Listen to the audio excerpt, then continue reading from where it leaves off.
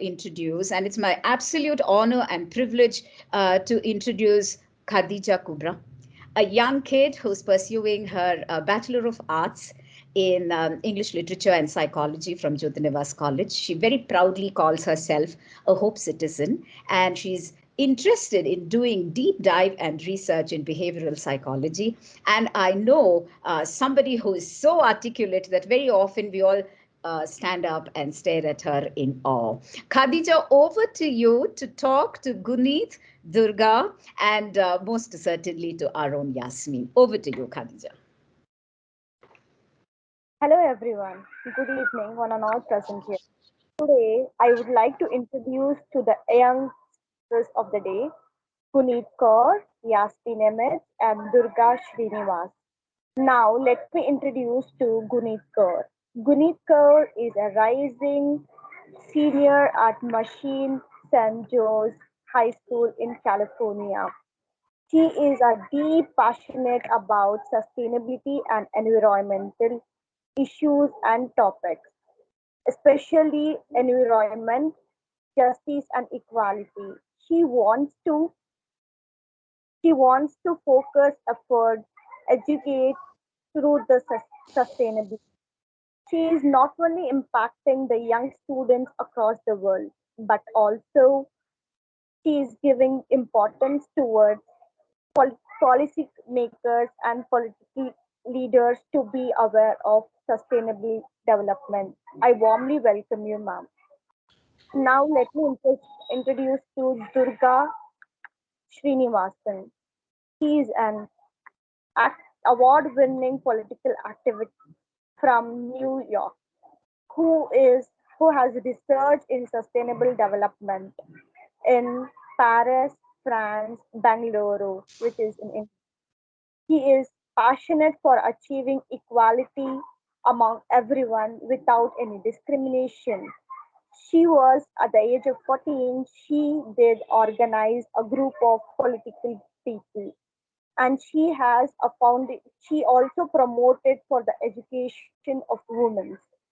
She has published about the university's issue, diversity's issues, solution, and premise. She is currently has ma- now she is currently doing her merit scholarship in Duke University. I warmly welcome Durga Srinivasan. Now let me introduce Susan Yasmin MH. Most of them are aware of Yasmin MH. She is an aspiring engineering student pursuing her studies in Bangalore. She is a dedicated and passionate towards her work. She has won state level hackathon. She is the most dedicated and dedicated towards her studies, as well as she gives importance to the co-curricular and extracurricular activities. I warmly welcome you all. Now I have a five session with Gunika, Yasmin, and Durga. Let's start a round of questions with Gunika. Let me ask you, what is the role to education and awareness plays in empowering the youth to campaign sustainability efforts, and how can you improve sustainability education in school and communities across the globe? Yes, of course. So, sustainability education and awareness actually plays such an important role in empowering the youth. As we all know, climate change and global warming are very inevitable issues in the world we currently live in, and change must begin at the grassroots level with the future generation and with the youth.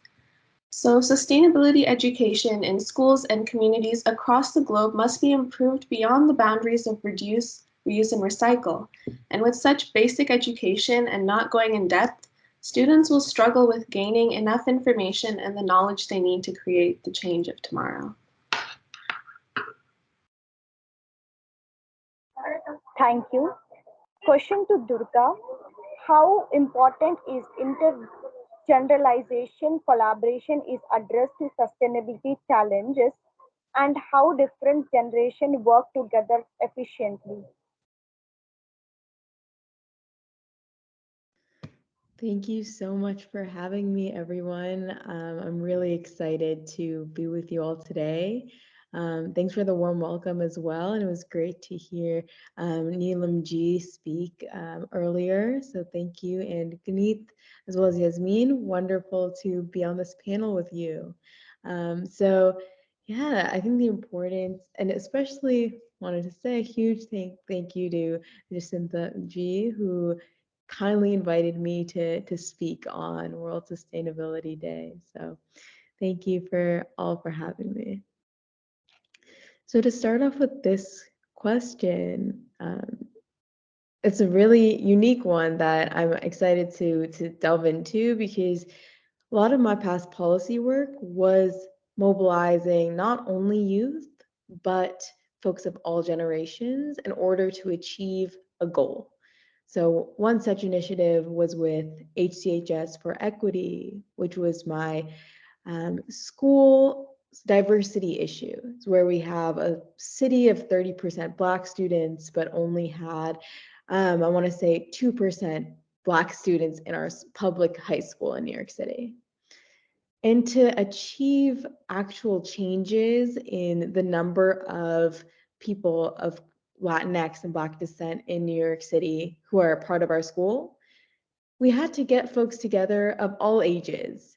So it wasn't simply us young folks or the students at the school who are advocating for change, but it was also parents and faculty, teachers, those who are on the grounds and had an understanding of the issue in a nuanced way.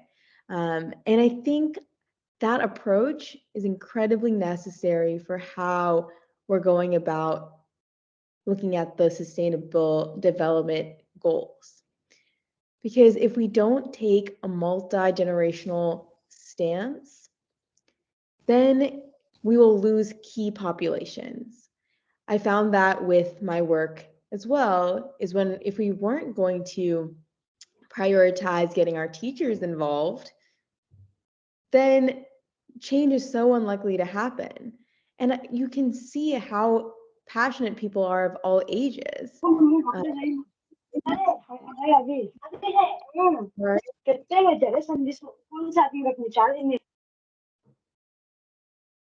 I think we have someone speaking. Um, okay, I think we're all good now. Yeah, so using my past work in building a multi-generational coalition, I think that's what we can do now all together is mobilizing your friends, your family, and in our families, you have folks of all generations. And in our workplaces and communities, we have people of all generations. Our older and elderly population is growing around the world. So if you're going to say it's up to the youth, that can't be our answer. Using hope, such as the name Hope Works Foundation, we can be hopeful and faithful that bringing together folks of my generation and the generations above us, we can make the world safer for future generations and for the now, the present. So yeah, I'd love to discuss more about how we can go about doing that and um, continue brainstorming on this during this event and more.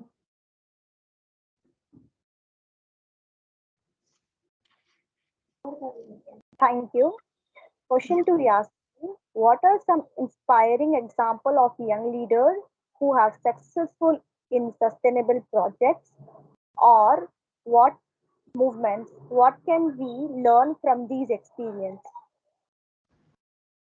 So yeah, hello everyone. It's very nice to be among all of you, and thank you for being making me the speaker of today. So yeah, what are some of the initiatives by some young leaders, right? So one of the initiative by a very young leader called Udit Singhal. He is one of the youngest member to be featured in the Forbes India for his Glass to Sand. I would just like to share his, what his work is. He questioned very genuinely, telling about glass bottles, empty glass bottles, telling when empty glass bottles started to pile up at their home, Udit Singhal, who is a 16-year-old student in New Delhi, asked why. So he found out that the kabadiwalas stopped picking bottles, that is the empty glass bottles, because it required a lot of storage space and needed a lot of transport cost as well to transport from one place to another. So these empty glass bottles were not getting segregated anymore, and they started to go off dumping in the landfills. So scarcity landfills in India, was already a concern for the local municipal bodies. So, and also glass does not decompose for a million years. So what he did is he crushed these glass bottles into commercially valuable sand, and he is one of the youngest person to do that, and he did it for 8,000 bottles from he stopped 8,000 bottles from being dumped into landfills and produced around 4,815 kilograms of high grade silica sand so far, and this high grade silica sand can be used for multiple purposes. So he was one of the youngest yet achiever to convert glass to high grade silica sand. So that's one of the initiative which I found really inspiring. Another speaker and world leader, I would say, as we all know, Malala Yousafzai. She's very famous for her fight to provide education to young girls in Swat of Pakistan. She fought from the Pakistani Taliban, and she had at times been into jail, etc., and she fought for not just education, but quality education, and which is the quality education is the fourth sustainable goal as we all know it.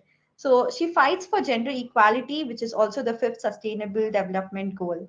This young Nobel laureate started her struggle of fighting against Taliban terrorists at a very young age. At the age of 11, she gave her first speech on the closing of schools and began to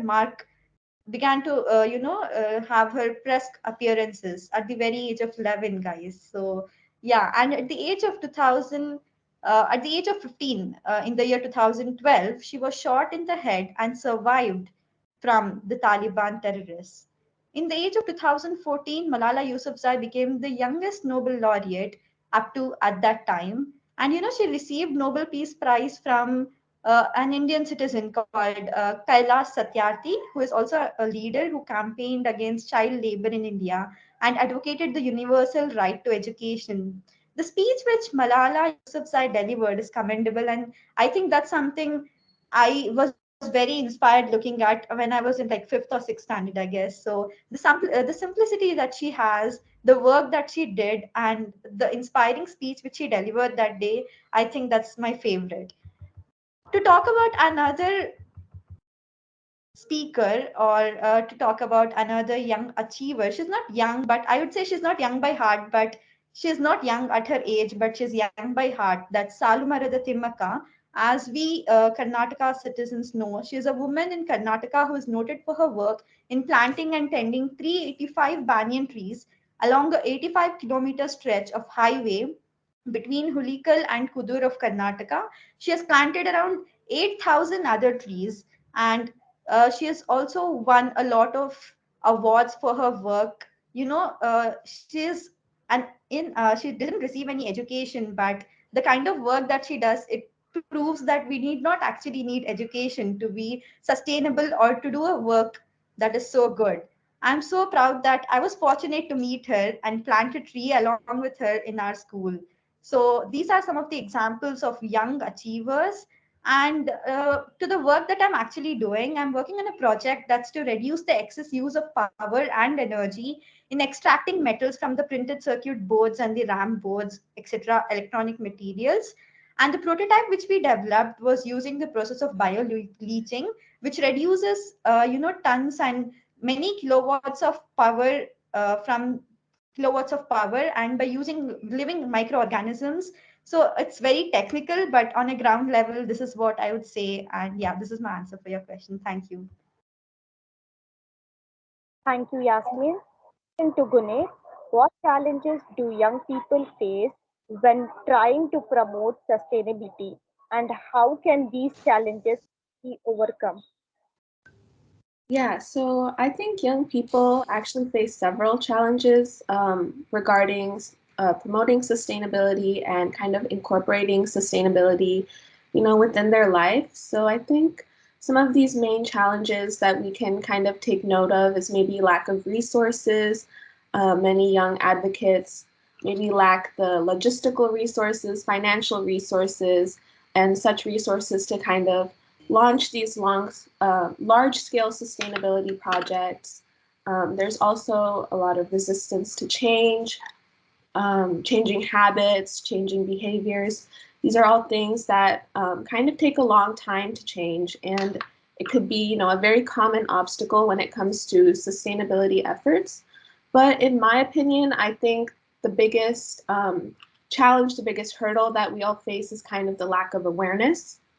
So a lot of young people, I know personally, are very passionate about sustainability, but when you kind of go out and you talk to your peers, you talk to your communities, they often encounter a lot of resistance, apathy, ignorance, such things like that.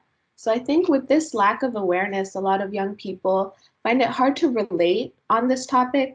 And when it's hard to relate, it's hard to take action.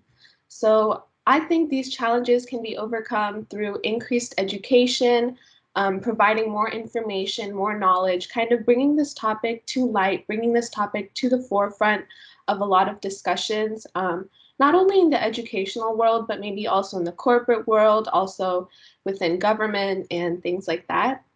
So this lack of apathy, this lack of ignorance within peers and communities can lead to several people who want to do something but are unable to do something because their ideas are continually discouraged. Talking about this issue is discouraged. So I think this, can be solved through incorporating sustainability education at a young age. So while we can also make efforts to kind of older generations, we can also focus on the younger generations, kind of inculcating this within schools, local organizations, having community leaders talk about it, hosting events, awareness events, workshops, things like that to kind of raise the awareness about sustainability issues. I think another great platform to kind of talk about this is on social media, since a lot of the youth does spend time on the social media, and it can be really useful for spreading this kind of information and engaging a wider audience. Yeah, thank you. Thank you, Gunit. Question to Durga. How can business and organization better engage with young leaders to integrate sustainability practice into their operations? Yeah, that's a pretty hard-hitting question. I also wanted to say, Yasmeen and Gunit, great responses to the answers so far. So in terms of actually collaborating with youth, I think that's one way that businesses can approach the SDGs and climate mitigation as well as adaptation.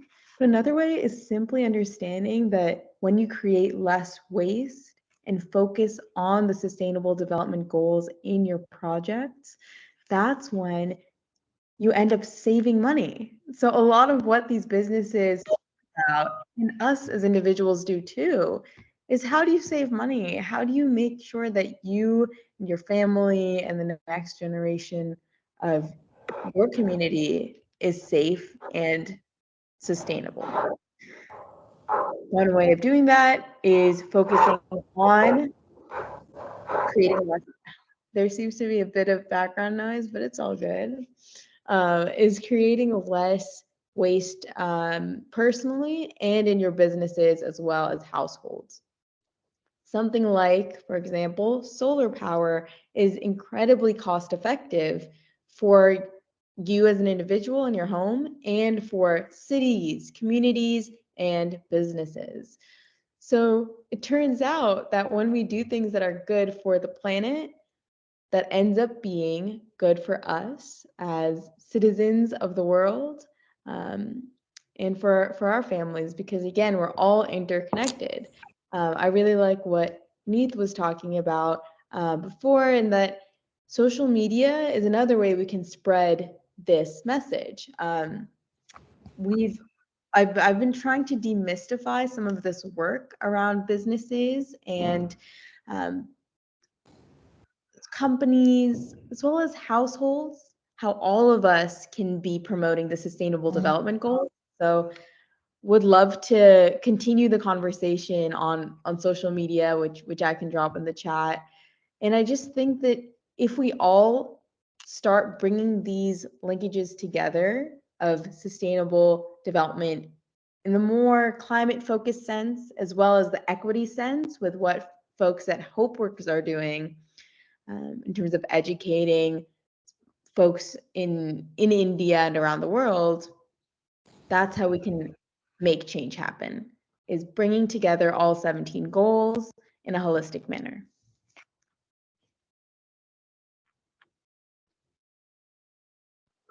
Thank you. Khadeeja. Question to Yasmeen. In which ways can technology can invocation be harnessed by young invocations to address pressing environmental issues? And how can you share any invocation projects or solutions? So yeah, so it's really nice looking at Durga and Gunit answering. And the question asked to me is basically a lot of technical, and I would just start off by telling another project which I'm working on right now is accident identification and alerting system using efficient IoT, that's Internet of Things. And how we do this is I mainly focused on this project because there's a lot of accidents happening, and a lot of these accidents happen in remote areas, so based on all these experiences that I've had, so I think this is one of the project which I'm working on. It's an innovative project. And the other projects that I came across during my hackathon, or it might be any school college projects, was automatic on off street light. It might, being sustainable is being as simple as you can but being productive. So this automatic street light technology utilizes sensors, like it notices your light and motion detectors to control street lights efficiently. So this is one of the project which is very innovative. Another thing is based on saving energy in electronic vehicles. We use a lot of electronic vehicles these days. And how do we exactly save energy in these EV vehicles? It's involving several key strategies. Firstly, improving the vehicle's aerodynamics and reducing its weight through advanced materials can enhance energy efficiency. Secondly, regenerating the braking technology can recover and store energy when deaccelerating, thereby extending the vehicle's range. All, yeah, I get it that these are all very huge engineering words, and just trying to understand it is energy efficient. So yeah, this is one of the project that I came across. And another thing was waste segregating using sensors.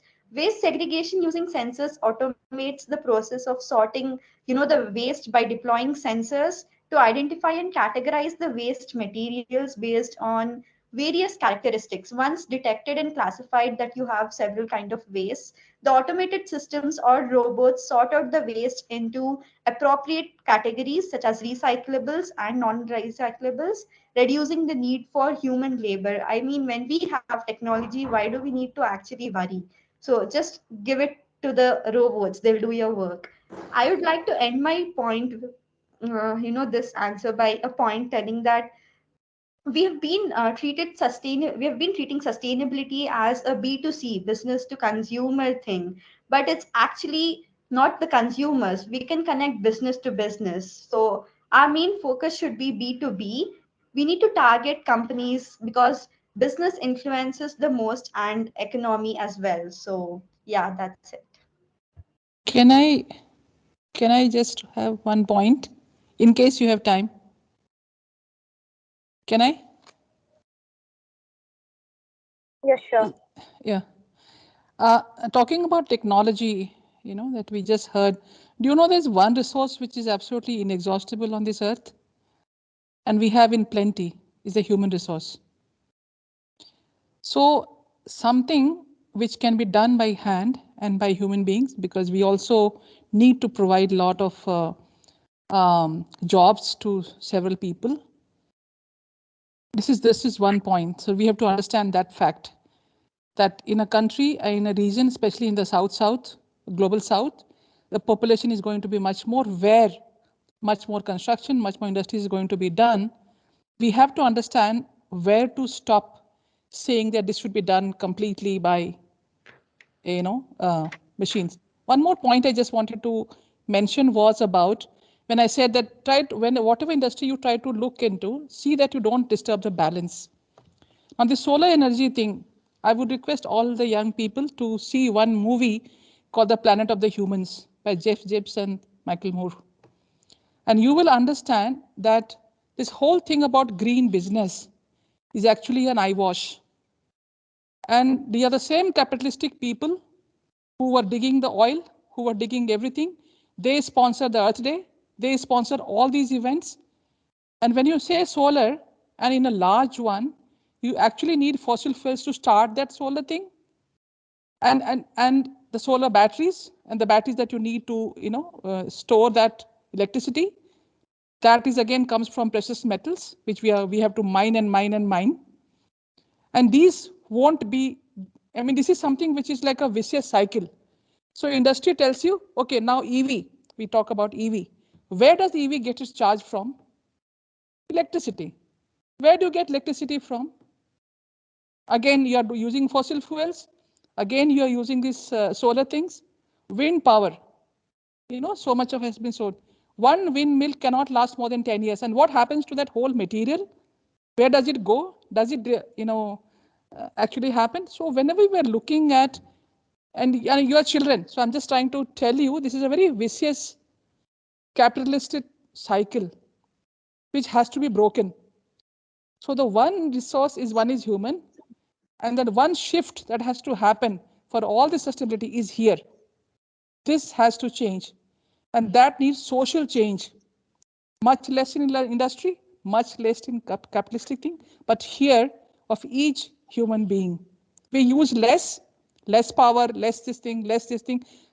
Just one example, less one bulb in all the houses in the world. Can you even calculate how much of power we will be saving? One bulb. You try to calculate. You won't need any power stations, new power stations. So think about that. Just trying to. Thank you. Absolutely, ma'am. Great Definitely, point ma'am. from you. Human power can never take over technology. Technology is everything controlled by humans. Definitely agreeable. Yes. This is much better than much bigger computer than any computer can ever happen. So that is something Yes. which we have to understand. Yeah. Yes. Thank you Definitely. so much. Sorry I interrupted. Yeah. Thank